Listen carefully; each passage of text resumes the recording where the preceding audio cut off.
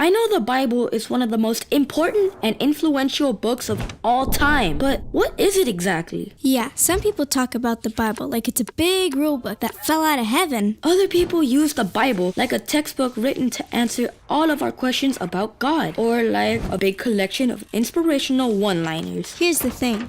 The Bible isn't written as a rule book, or a theology dictionary, or even as a collection of inspirational writings. Then what is the Bible? Well, open up the Bible to page 1 and read the first few words. In the beginning. Now, turn to the last chapter of the Bible where you can read this.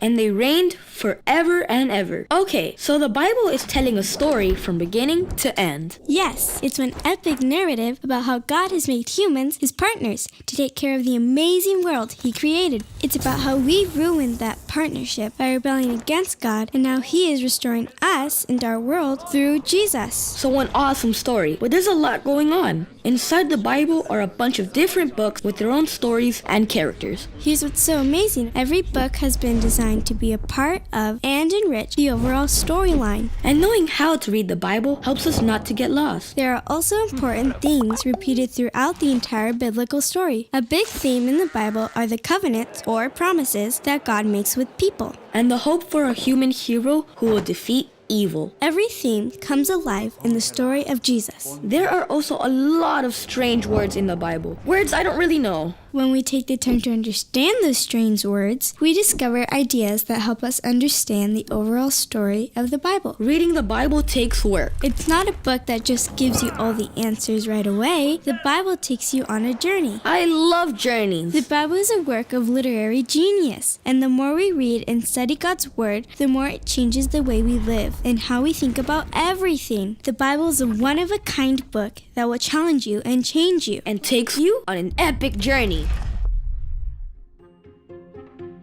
Okay, so I've organized my comics in 3 different groups. Superheroes, scary stuff, and the weird sci-fi stuff. I only brought one, but I'm sure you've never read it. The Kingdom Seekers. It's about a group of kids who live in a very unusual town called Cricket Creek. Just how unusual is this town? See for yourself.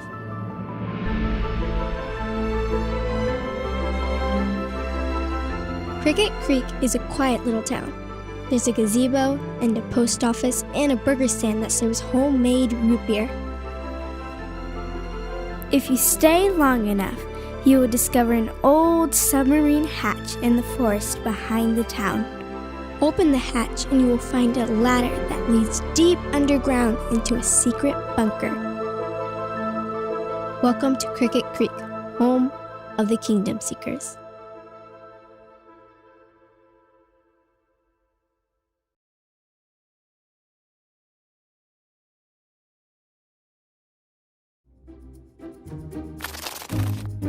When our story opens, the Kingdom Seekers are dealing with an owl problem. An owl problem? Guys, I think it's still in here. The owl followed the transmissions from Zach's owl transponder. You think? I'm gonna try to communicate with him again.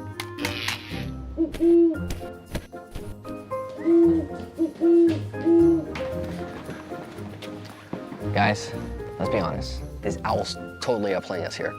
That's David. He's the leader. How did it even get in the bunker? That's Kira, martial arts specialist. Zach, let the hatch open. That's Allie. She's the most logical of the crew. You left the hatch open? How else was he gonna hear my owl sonic transmissions? Who is the guy with the spaghetti strainer on his head? That's Allie's brother, Zach. He's an inventor, although his projects don't typically work as expected. Owl Sonic? Like owl language. Hey, let's focus. We're gonna do a 4-on-1 all-out blitz. See how our winged friend likes to be outnumbered. Ready? 3, 2, 1. Seekers!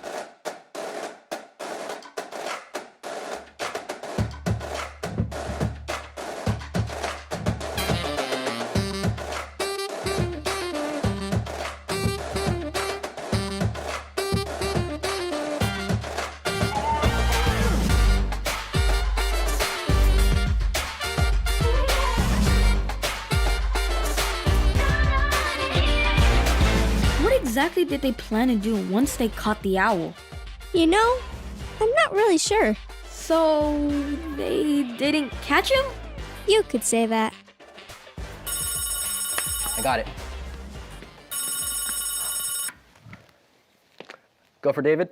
It's me. Oh, hey, Sheriff. You guys busy?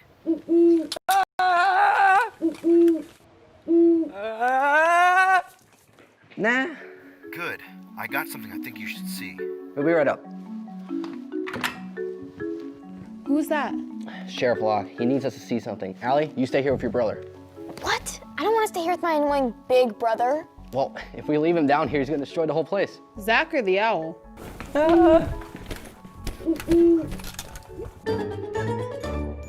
The good-hearted sheriff of Cricket Creek had called for the seeker's help because earlier that day he received a very unusual package at the station. Jack, you okay in there? I put an extra pillow in your cell. You want any tea? All right then. The sheriff just finished his rounds and was settling in to work on his detective novel. He wrote a detective novel? It's a work in progress. It's not one of those with an overly dramatic narrator who uses cheesy, nonsensical metaphors, is it? Well, It was a dull and gray day. The kind of day that makes you want to buy a million bags of Skittles and pour them in a giant swimming pool just to see all the colors. Were Skittles invented back in the old days? I was working on the toughest case of my career. One thing I knew, I was hungry for answers.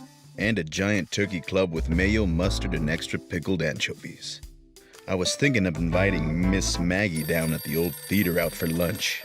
That's when the phone began to ring, like an angry alarm clock way too early in the morning.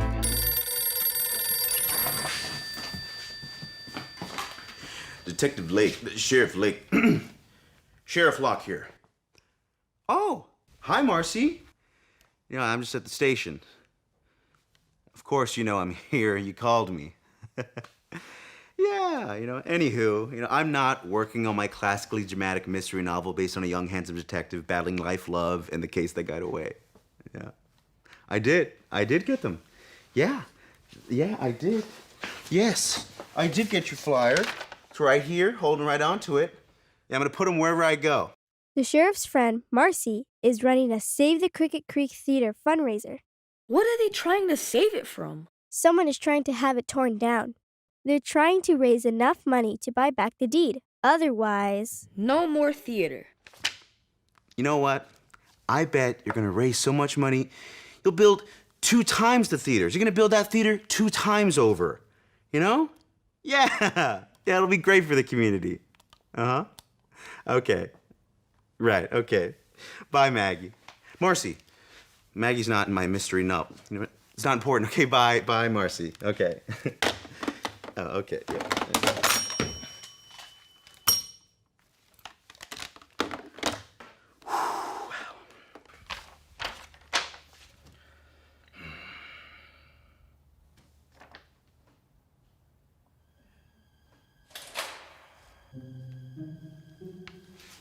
Jack, is that you?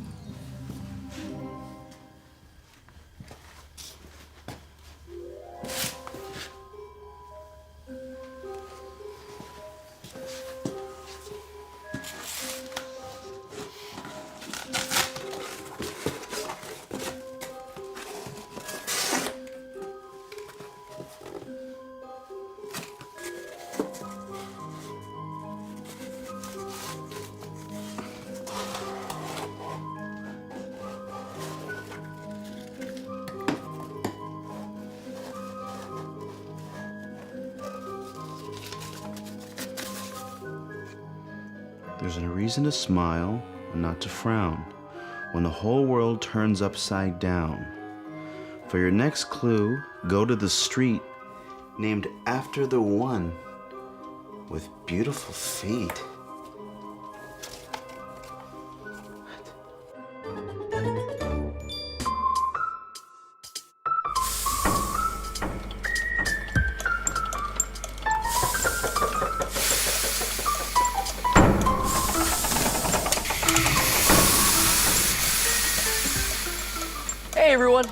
Welcome to Zach's Gadget Corner. You know, looking at all my inventions, a lot of them work the way I expected. And some have not. Here's the updated damage report on the recent owl incident. I don't know. Thanks, sis. Sometimes we don't work the way we're supposed to. For instance, in this world we have wars, lies, selfishness, and anger. But Jesus says we can work way better if we take all the negative values in this world and turn them upside down. Take my upside down time machine, for example. It makes time run backwards instead of forwards. Wouldn't that just be a time machine then? Well then, I thought this was a time machine. That's a clock. Anyways, you can't make time run upside down. Just work. Back to what I was saying. We can work the way we were made to be by taking all the bad things in this world and turning them upside down and focusing on God's good values. We can do this by caring for one another and helping those that are in need. In fact, Jesus tells us to love even our enemies. This is a completely different way to live. You know, thinking about it, when I power on my upside down time machine, it probably won't turn time backwards.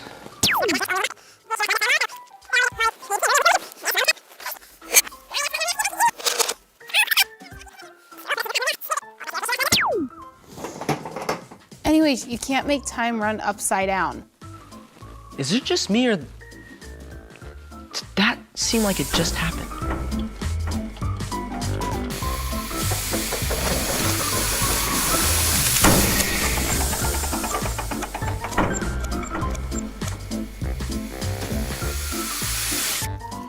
No snakes. No snakes.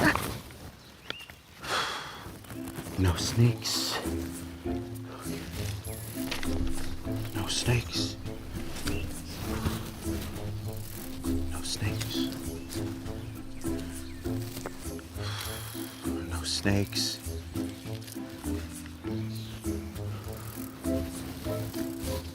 No snakes. Hey, Sheriff.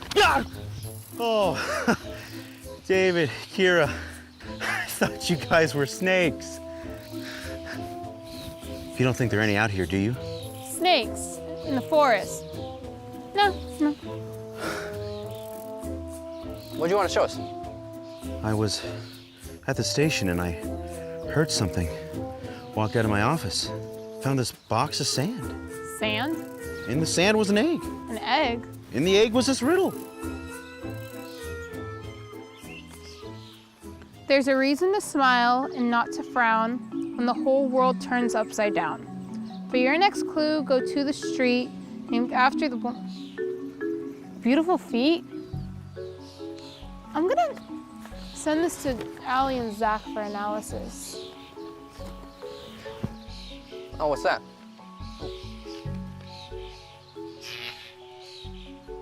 Save the Cricket Creek Theater? Yeah. Marcy's trying to raise money to repair the old theater. Thinks it'll, bring the community back together. That's actually a great idea. I know, right? Unfortunately, she's having trouble raising money, so that's where I'm putting these wherever I go.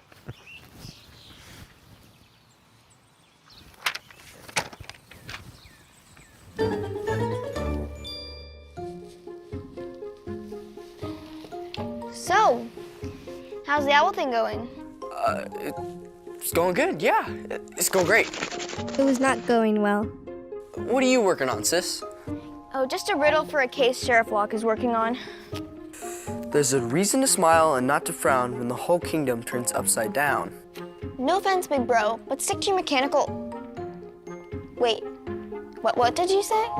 What? You said upside down kingdom. Yeah, and? Well, that's not what it says. Huh, you're right. I should probably stick to talking to owls. But upside down kingdom, that sounds familiar. While Allie and Zach worked on the riddle, David, Kira, and the sheriff made their way out of the forest and into town. Avoiding all snakes, of course. Oh, you see right over there? That's where I take my archery lessons. Uh-huh. Oh, and down that street, I almost rode my bike there for the very first time. Decided against it, just didn't feel right. I'll get it. Go for Kira. Hey, I think I have something on that riddle. The upside down thing has to do with God's kingdom. How is upside down a reference to God's kingdom? It has to do with the values of God's kingdom being different from the world's, or upside down. Okay, but what about the feet thing? That's the cool part. Isaiah 52:7 says how beautiful on the mountains are the feet of the messenger who brings the good news. The good news about Jesus. The feet belong to the messenger. And the street is named after the one with beautiful feet. Messenger Road. Bingo. Thanks, Allie. So it looks like we're going to Messenger Road. It's a messenger road. Apparently our next clue.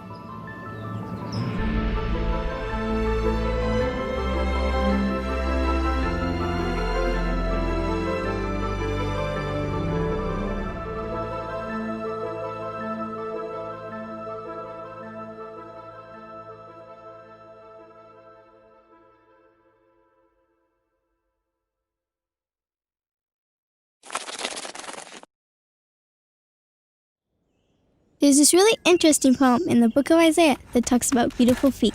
So Jerusalem, the spiritual homeland of the Jewish people, has been destroyed by a powerful empire called Babylon. Most of the people were sent away from their homeland as captives. Some of the poor people were left in the city to care for the land, and everyone is wondering, what in the world just happened? Wasn't Jerusalem supposed to be the city where God would rule and bring peace and blessing to the world? That's why the people were so confused. They felt like God had abandoned them. Yeah, I mean, everything was destroyed. The prophet Isaiah had been telling everyone that living corrupt lives and turning away from God would lead to this very thing. Isaiah's warnings came true. But the poem isn't over. It goes on to say that there's a watchman on the city walls who spots a messenger far out in the hills. The messenger is running toward the city, shouting, "Good news! Good news!" That's when Isaiah says how beautiful on the mountains are the feet of those who bring good news. What exactly does that mean? The feet are beautiful because they are carrying a beautiful message. What's the message? That even though Jerusalem had been destroyed, God still reigns as king, and he will come back to the city one day, sit on his throne, and bring peace. So the watchmen sing for joy because of the good news that God is still king. Right. Now jump over to the New Testament. We see the same phrase, good news, which is the Greek word evangelion. You might hear it with the word gospel. So when Christians say, "Do you believe the gospel?" they mean, do you believe the news? Not just any news. In the Bible, this phrase is always about announcing the reign of a new king. King Jesus. Right. And in the New Testament, this phrase is used to summarize all of Jesus' teachings. They say he went about spreading the good news of God's kingdom. So, Jesus saw himself as the messenger bringing the good news. But the way Jesus described God's reign was very different from what people were expecting. What were they expecting?